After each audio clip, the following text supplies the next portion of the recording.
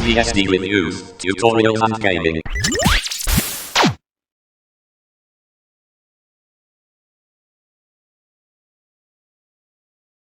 Before we start, if this is your first time to the channel and you would like to learn more about FreeBSD and the journey to a better desktop and server, then please hit subscribe and hit the bell so you don't miss out. Right, on a newly installed FreeBSD VirtualBox session with only Xorg and Motif installed, I'll show you what Motif Window Manager looks like. As you can see, if you press the right button on your mouse, you get a basic window. That really doesn't contain much other than the ability to open up a terminal session, which we will do. And it opens a simple Xterm window.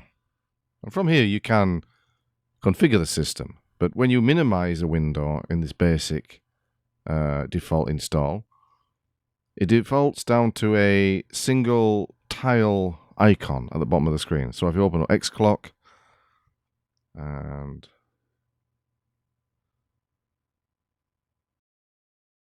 just close this and this one, you can see the way that all the new windows stacked upon each other. But if I take the clock and minimize it, it also goes to an icon, but a different one, to denote the fact it's a Xorg application. So that's really all there is in the default Motif Window Manager as soon as you install it.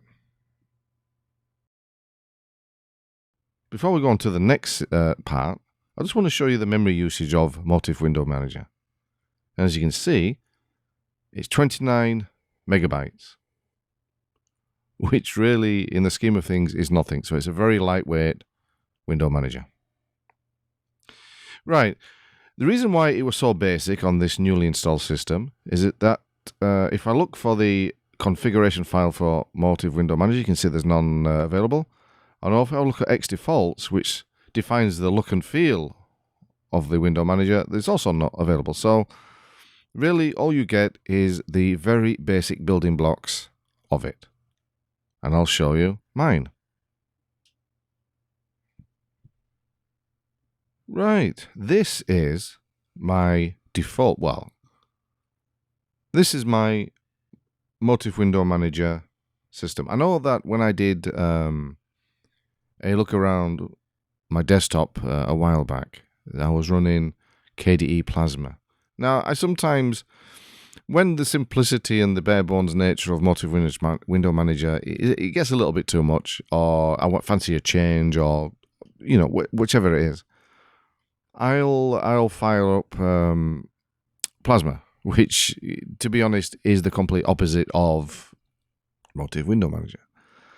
And when that gets a little bit too much, because it's quite hard work in theming and getting everything just right in that desktop environment, then I'll come back to Motif Window Manager. And I must say that I actually do use this more. I think the ratio would be 80%. So this is my particular setup. It's a setup which hasn't really changed in 3 years. One of my first videos was to show you my desktop then, running on an HP laptop. And it really hasn't changed in look and feel since, but, slight tweaks here and there, but it's basically the same. And the wonderful thing about it is the look and feel and the menu structure are based in 2 text files.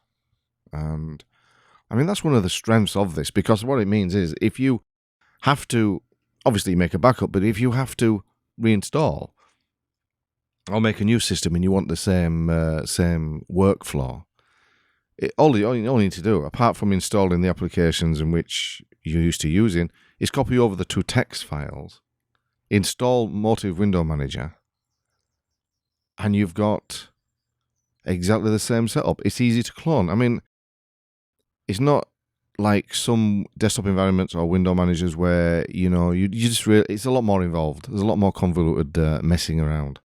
But with this, it's all in 2 files. The Xdefaults is the look and feel, and the mwmrc is the actual menu structure. So we'll have a look at these.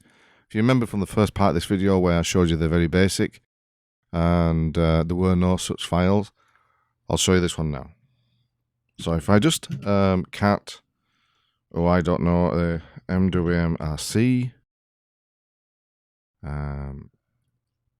it's not a large file, but it's large enough. So this is what defines what the buttons do, the menu structure. And if you can see on this, I have a lot added to it. It's not overly stuffed with useless things, and there's one or two things I still need to work on. But yeah, you can tailor it to what exactly you want, and that's the beauty of it. And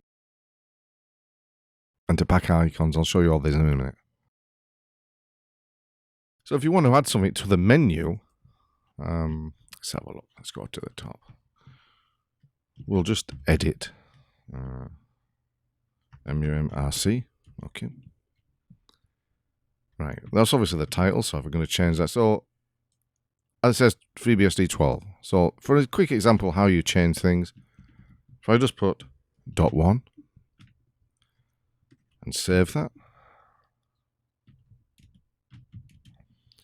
Yeah, any changes made to the mwmrc file, you have to restart. So if you just got restart, that doesn't reboot your computer. What it does is just merely restarts the window manager. And that's it. And it's changed to the top. So that's how you alter things. It's really quite simple. And that's one of the beauty of it, is that you can restart without losing anything that's currently on screen. Of course, if you mess up this particular file and then you save it and restart, the chances are your menu will be gone, but you just have to be careful of that. So always make a backup of this particular file if you are making any alterations. So, say for instance, I've got mut there where I'm not used, so I would delete the hash, save it, restart, and then mut would appear in the menu.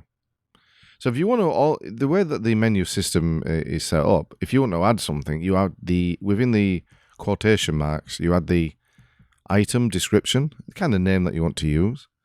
The fexec is the instructions to tell it that it's a file that needs to be executed, so it's a binary file.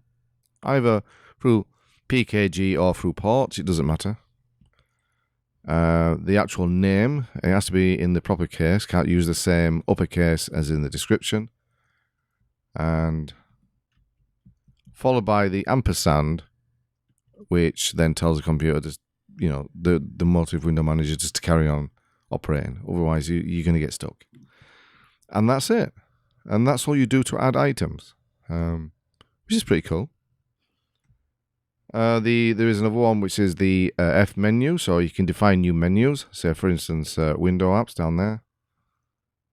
There's nothing in that one at the moment, so that's one single line, but it tells you to include a menu for window apps, which will be defined later on. The description being there. So it's basically like the files, but you use the same one for the menus. Separator is just a redundant thing to make a space or a line between them. And yeah, it's a neat little system. F-refresh. These are special ones with the f.refresh pack icons. That means just basically if you've got if I open a new window and I don't know, I'll put it over there and then open a new one. Put it over there.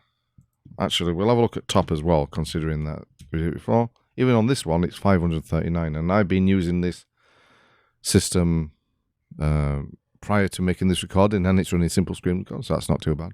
So if I minimize that, and I minimize that, as you can see, on the right-hand side, right over there, I've told the system, I've told MWM, to use a stacking method for the icon. So rather than an icon appearing in the bottom left-hand corner, I've told it to use a simple descriptor and tile them in the right-hand corner. So if I click minimize again, it goes there, minimize again, it goes there, and it will keep doing that. I'm just going to open quite a few windows to show you. So if I just minimize, and they're all running in the background, of course. See, it's all stacked up. Nice and neat.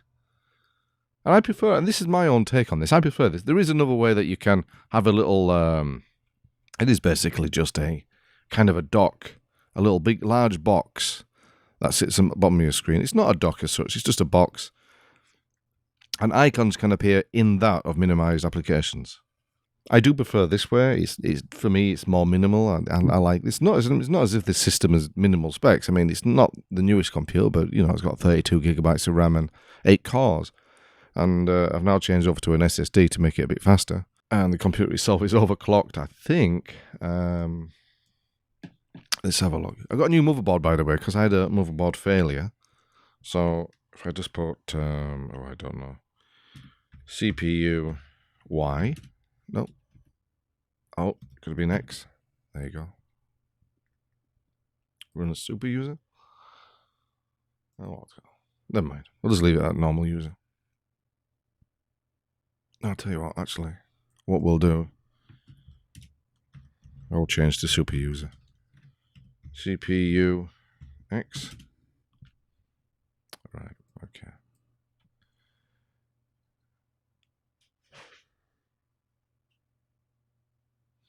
So I changed the motherboard. It was, I think it was an MSI one. I can't remember. Quite old. I've changed it to a gigabyte one, and I like the revision. The revision name is something I'm not going to say online, but there it is. That's a revision. I don't know whether that was a prank or it's actually a proper revision code name. I've no idea. It just made me laugh when I saw it.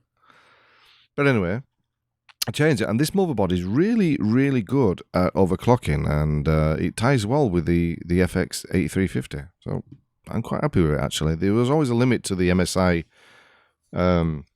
overclockability, but this one is really nice. So I've got, at the moment, I'm overclocking, and it's stable. I've got water cooling in it, and at the moment I'm running at just under 4.5. I'm going to try and ramp that up a bit. I'm actually increasing it using the bus speed multiplier. 208 at the moment. The default is 200, and it seems fairly stable. It's not locked up yet, not crashed. So I'll keep pushing it a little bit, see how far I can go. But yeah, very good. Sorry, there's a little bit of diversion there for a minute. So yeah, it's not too bad. I like this, the simplicity, the way that you can edit it. Say, for instance, and the way that you can edit unconventionally as well. Say, for instance, sometimes I like to listen to the radio, and I could use G-Radio or some other GUI application. Actually, I'll move that out a bit more because it's quite a long address. I'll keep going. There you go. Right. I think using something like the command line to access mPlayer, which mPlayer is a fantastic media player, but doing it in a way that you can embed in the actual menu in Motif Window Manager. You can do this as well on TWM, Tom's Window Manager, which I'm actually playing around with on another machine, so it's really nice. It's a bit more minimalistic than this, and this is minimalistic. But anyway, so what you do is that you put in the name of the station that you want, FXX, you're telling it to use X term, so it's you're telling it it's a command line application. There it defines the size of the window and the text and mPlayer itself. So E for execute mPlayer. So you define all the X term variables that you want and all the parameters that you want. Then you tell it to execute the program in the command line. And for mPlayer, there's a whole host of switches you can use, but you just basically tell it to use this stream. So if a radio station online is a stream, mPlayer can intercept it and play it. And then that's it. And what that means is that, and you're not going to listen to the music anyway, but say, for instance, I go down to radio, LBC. There you go. So now it's actually streaming. You can't hear this, but obviously for copyright reasons. But there it's playing. And I've got a nice little radio going. And you can then minimize it, and it joins all the rest over there. If you want to look at it again, there it is. If you had enough, Control-C gets rid of it. And to me, that's wonderful. That is a fantastic low footprint way of listening to online radio. Brilliant. The G radio, I can't remember if I got it working or not. G radio, obviously, is for those who, oh, there it is, who prefers. I could leave it on that side, but I work from the middle. Each side is the monitor that you saw in the behind the scenes, and they're like peripheral ones, but I always work in the center one. G radio is, to me, it's all very nice, but it's overkill. If you just want to listen to radio, then using the M player method is the best way. So, I don't know, actually, this is now forgotten now. If you go down to your lives, oh, okay. Add stations to library. So there you've got an instant little thing. If you want the picture way of doing it, then G radio is a good alternative, I suppose. And okay, I know it's playing. So there you go. I do prefer. The trouble is it keeps on playing even when you close the application, which is annoying. So if you have had enough of it,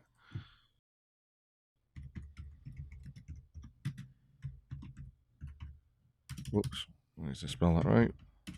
There you go. That is an annoying feature. It runs in the background even when you get rid of the actual GUI interface. But using the LBC, if you're using the M-Player way, you stop it straight away. Anyway, so that's that. So within Motif Window Manager itself, there's a whole host of different things that you can do. So yeah, it's very good. We'll just go down a bit, show you a bit more. There's a lot of options. You can embed commands and various knickknacks like that. I mean, you know, I'm not an expert at Motif Window Manager, and it has been around for a long, long time. There are people who manage to make it do a lot more than I can do it, but I think I've got it down to a nice setup right now. And this section here is the just define the buttons on the mouse, so it shows you what you can do. If you want to change them over or alter them to your own or key combination with the mouse, it shows you how to do it there. So yes, let's have a look. The next one, so that defines the menu structure and the commands. So the next one that was missing from the initial new install is Xdefaults. I suppose on Linux it's X resources. I'm not sure the difference. But if I edit Xdefaults, now this defines the color. I'm not going to mess around with this because it took me a long time to get it just nice. But I'll just make that bit bigger. At the top section here, just tells you about the text. So you want anti-aliasing, and for LCD monitors and the actual dots per inch. 99. It gives a reasonable size. Look and feel Motif, and each particular thing that you want to configure the look of is handled in the section with the, which is funny enough, is actually the name of the thing at the beginning. So you got MWM, Xterm at the bottom, and Xclock.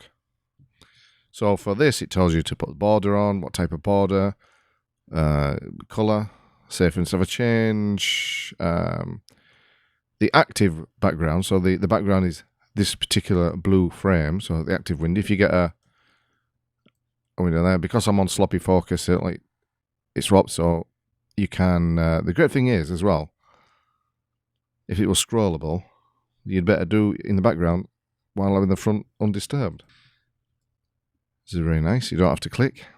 So the background is the blue. Let's change that to, I don't know. Let's have a look. Blue. Say green. Green. There it has it. Let's save that. And again, restart. And there's green. So the active window's changed to green. So that's quite nice, actually. Gives you the old-fashioned monitor look completely with the text in the background. Oh, very nice. But I'm going to switch it back to blue because I prefer that. Gives a nice contrast to the text. So that one is that. And of course, then you got the rest, and you got your font list, and it just tells you whether or not you want to click, and it just various whether everything to do with the way it looks and behaves is in this. So yes, and there's not much I can say about that other than the fact that you can tweak that to suit your needs really for any X applications. It doesn't really work so much on changing the look and feel of, say for instance, norm-based or KDE-based applications that you start with, because that's down to the actual individual theming things for them. But if any Xorg or X11 or anything like that, or Motif, you can define in this file. And another key to how things look, I suppose most people would have it by default anyway, is the XinitRC. So on this particular one, I mean, this goes for any window manager that you use, not just particularly OpenMotif or Motif Manager. Is it just tells you the things that you want to run. So in this case, for the purple background, I'm using XV. You could use any, I suppose, wallpaper application that you want to use. XV is, XV is very lightweight, and it's Motif based, so. And I do like Motif applications. I really do. This is quite old. But you know something, sometimes if something's old, it doesn't mean it's bad. I mean, Motif Window Manager MWM has been around since, I think it was the early 90s. And the last update is a couple of years ago. So, for something that's been around for 26, 27 years, it still gets updated. So, sometimes something's old, it doesn't mean it's no good. It means it's just stable. And if the amount of updates go down, it's because they've got fewer and fewer things to fix. And there's no point in adding new things you don't need and creating new bugs. Anyway, we'll talk about that at the end. So I use XV. Except root for grey. I don't need both, I don't imagine. But I like to have both on. Except root grey actually gives a nice crosshatch grey pattern. It's really nice. XX Mix is the sound mixer. Let's have a look that I use for volume. There it is. I'll just move it to the middle so we can see it better. And that's also a Motif application. It's just various sound things. Very good. Let's have a look when that came out. See, 1996. It's old, but it works. And it fits in with the overall theming of this. So we got that. So that's the startup. The interesting thing is, you can set in this XinitRC, I think it also works for our other lightweight window managers. You can tell it using the iconic switch to start minimized. I don't think that works with everything. Say, for instance, you wanted if you wanted a KDE application to start up, I don't think iconic would work on it, but I'm not sure. I think it really just applies to X11 applications. But anyway, it starts up, and this is pretty cool. It starts up minimized, so it's not in the way. I've got Plan, which is a nice little calendar and planner.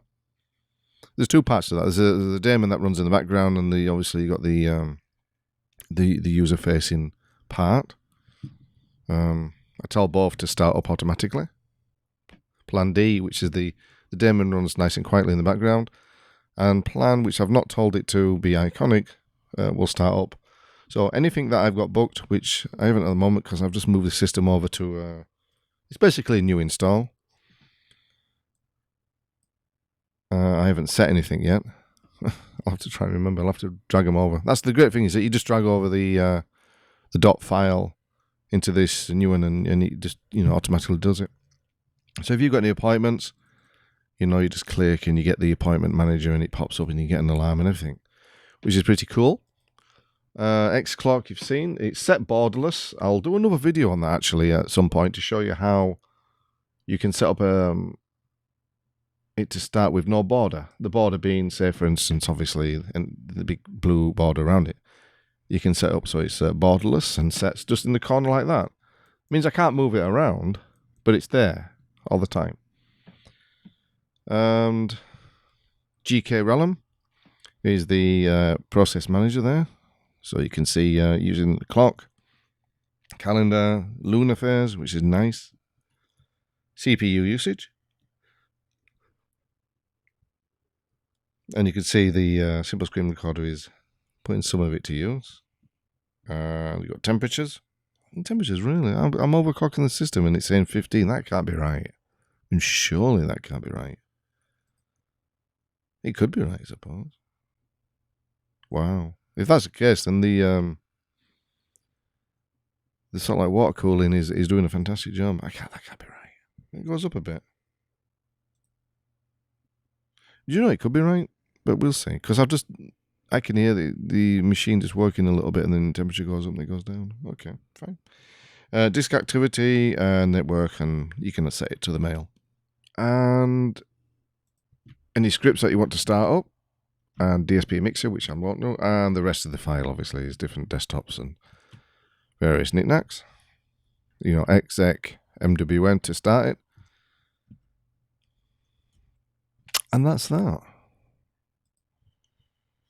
So, what's it like to use Motif Window Manager on a daily basis?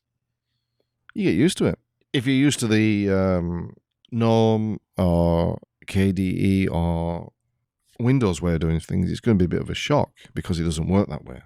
You right-click to get the main menu up, open Firefox, and it'll appear like that. I just like to drag it over to an individual window.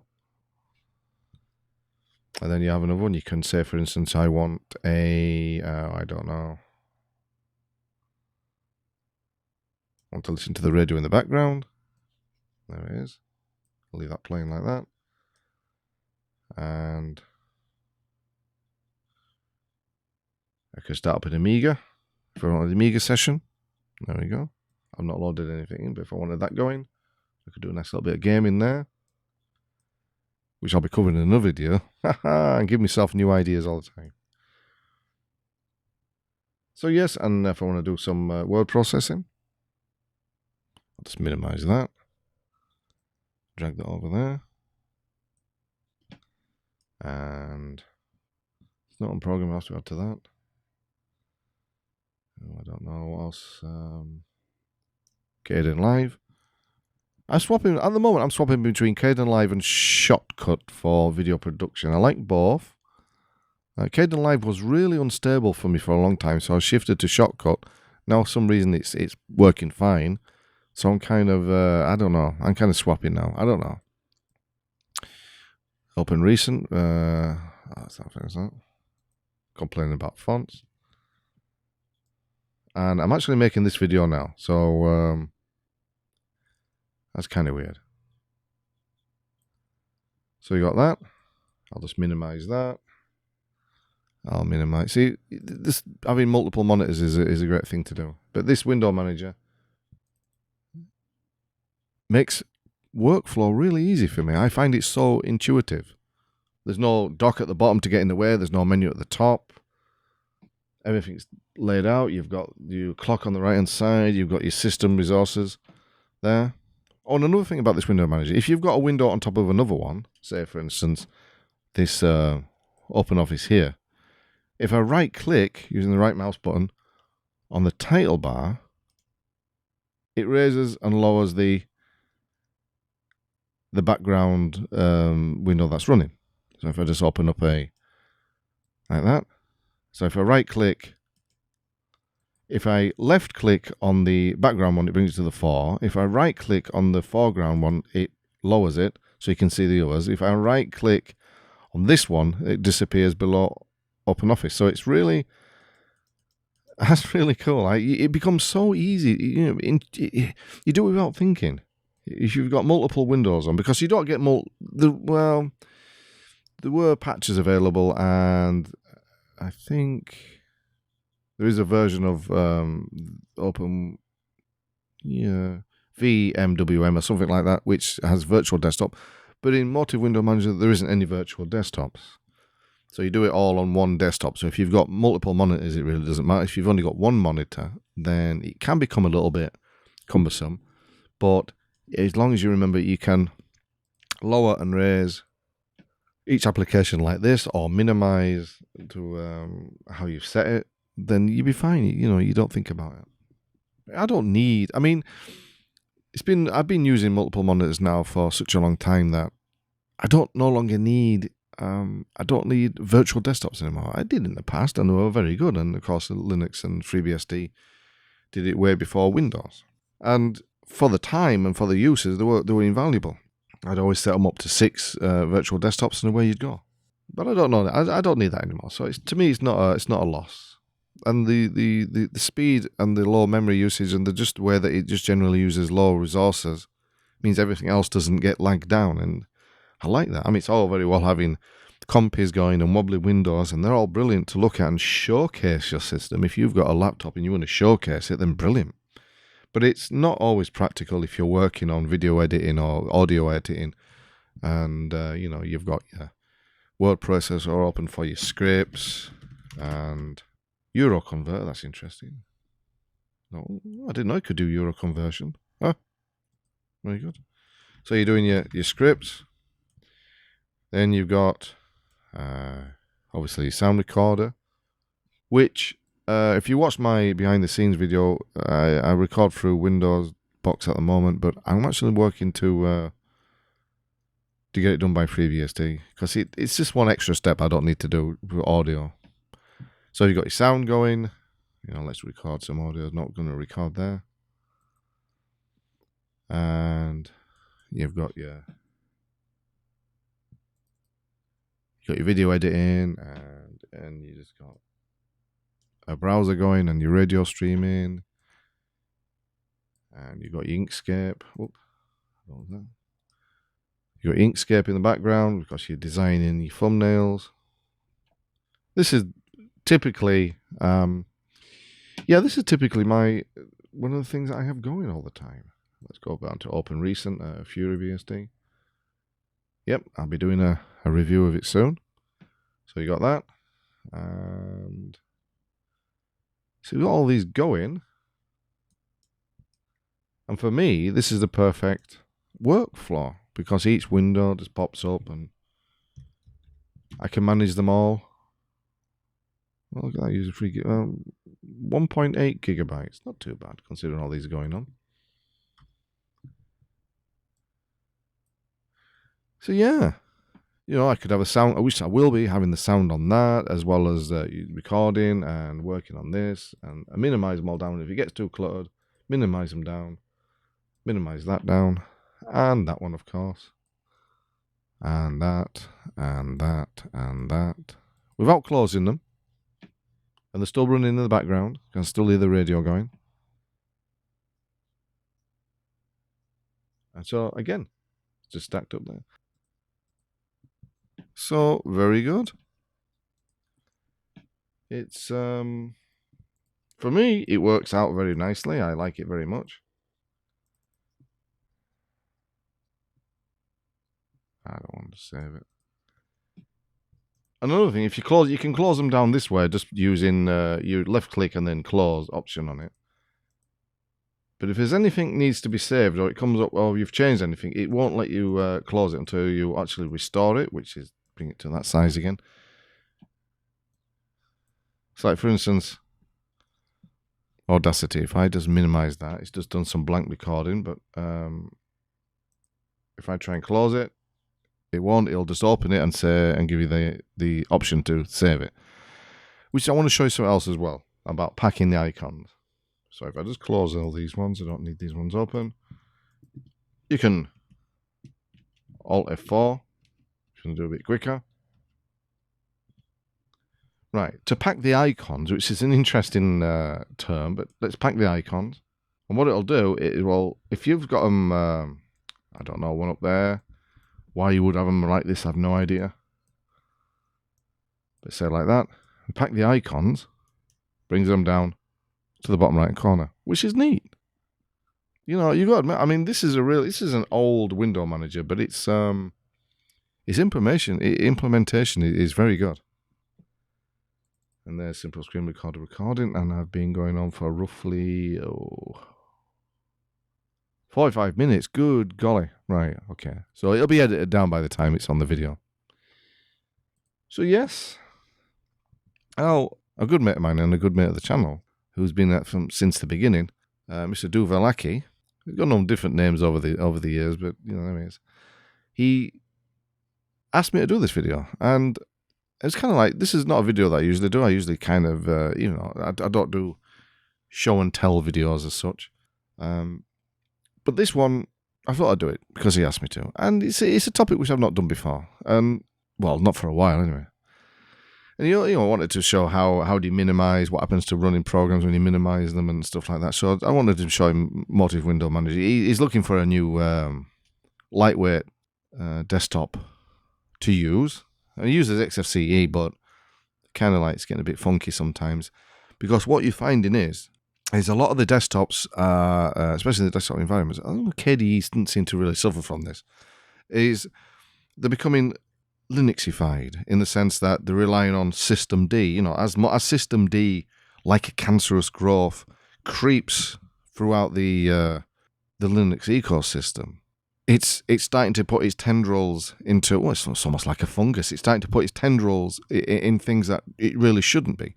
And, GNOME is a culprit of this, and a few others, in the sense that they're using system calls and libraries and everything else which is tied to systemd. Now, FreeBSD doesn't have systemd because of the tie-in with systemd. A lot of the desktops are becoming problematic. Well, not problematic as such, but a little bit more difficult to transfer over or port over from the Linux land. So you get some which stagnate.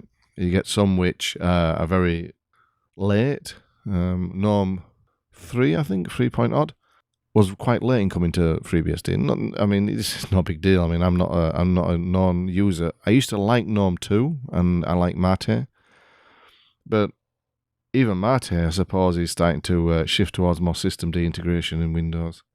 And although it's not a problem for me, what it may result in is people coming to FreeBSD wanting the latest whiz-bang desktop environment and realizing that either A, it doesn't quite work as it should, because obviously you're going to have to lose some functionality, or it's a few versions out of date, and of course they'll complain about old software.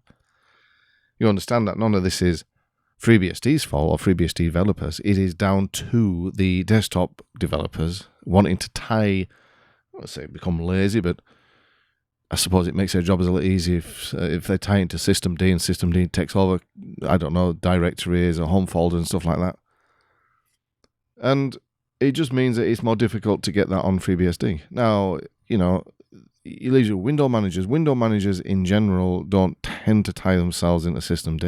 I can't speak for XFCE. That's a kind of a grey area between desktop environment and window manager, or indeed if it's going to be systemd tied. I don't know. I don't use XFCE. But if you go for a lightweight stacking or tiling window manager, tiling being i3 and all them kind of things, and stacking being Motif Window Manager, I suppose JWM, TWM, and Fluxbox, etc. OpenBox as well. They won't be tied into it. So, and there is a future for that. I think it's going to be a reduced audience anyway. I think those using such window managers are in the minority, and I think that's fine. Not everybody wants to use the same thing, and even amongst stacking window managers, not many people are going to use Open Motif or Motif Window Manager because to them it looks old. It looks old-fashioned, and indeed the styling is old. It harks back to the early 90s. You got TWM, which harks back to even earlier. 1987, I think, was the first release, and that's tied in with the X11. So if you install that, you're going to get that. Whether or not you use it, it's installed. It's on FreeBSD anyway. I can't speak for Linux. So, is there a future for these? I think there is. I think, like I say, MWM was last looked at, or last updated 2 years ago, and this is for a very old window manager.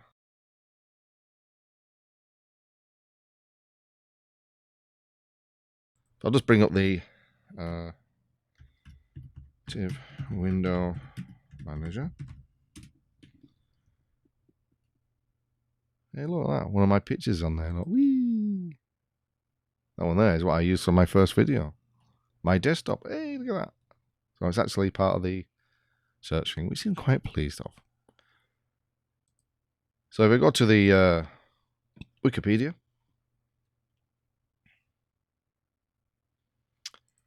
see that bottom there, on the picture there, you see the bottom part, that's the actual icon box, which you can use. It's like when I first showed you on the basic config where the icons went down to the bottom left. But instead of going to the bottom left, they go into this box. I don't like it that way, but you could have it that way if you wanted. So yeah, it tells you in the early 90s it was developed, and it was originally only for purchase. So as you use it a lot in scientific applications, some commercial stuff, but beyond that, it really wasn't used extensively because you had to buy it. It was it was released in 2012 as free software on the LGPL. I think it's doing all right. I think it's still getting updated quite regularly. Whether or not people are using it is a different matter. I'm using it. I mean, I'm a fan of CDE anyway, that common desktop environment from the early 90s, and in which Motif was the basis of the design. So yeah, look, stable release 2.3.8 came out on December the 5th, 2017. So not too bad. Not bad at all. So, and that's it. I don't know what else I can say other than fact, is there a future for them? Yes, I think there is. There's a future for them as long as people want to use them. And if it's not the latest, who cares? If there's no major bugs, no major security leaks, and it's seen as old, who cares? I certainly don't, as long as I can use it. I mean, it is nice to have all the latest stuff, and that's it. Sometimes when I flip over to a KDE, I get all the latest things. But other times, I want it more simple. I want it out of your way.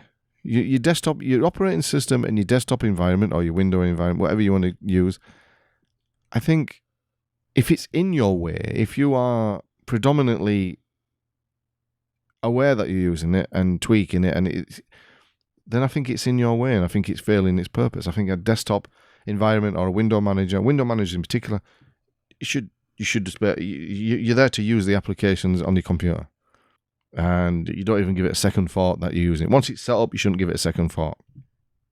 So I'm not over fussed if it doesn't get, if that 2017 was the last time it ever gets updated. It's not going to bother me in the slightest as long as it carries on working, which I think it will. Right, this was a slightly different video for me, unusual in the sense that it's not a tutorial, or I really didn't use any kind of script. I just ad-libbed and I rambled on. I just wanted to show you the other side, the flip side of what I use, which I use most, actually, to tell you the truth.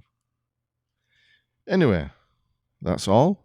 And for Duvalaki, if that answered your questions and one or two inquiries you had about this, then I'm more than happy to have made this. If not, we'll ask someone else. No, I'm only joking, mate. Right, anyway, thanks for watching, and I'll catch you next time. If you want to see more videos like this, then hit that like button. And to make sure you don't miss out, please consider subscribing, as this really helps me help you.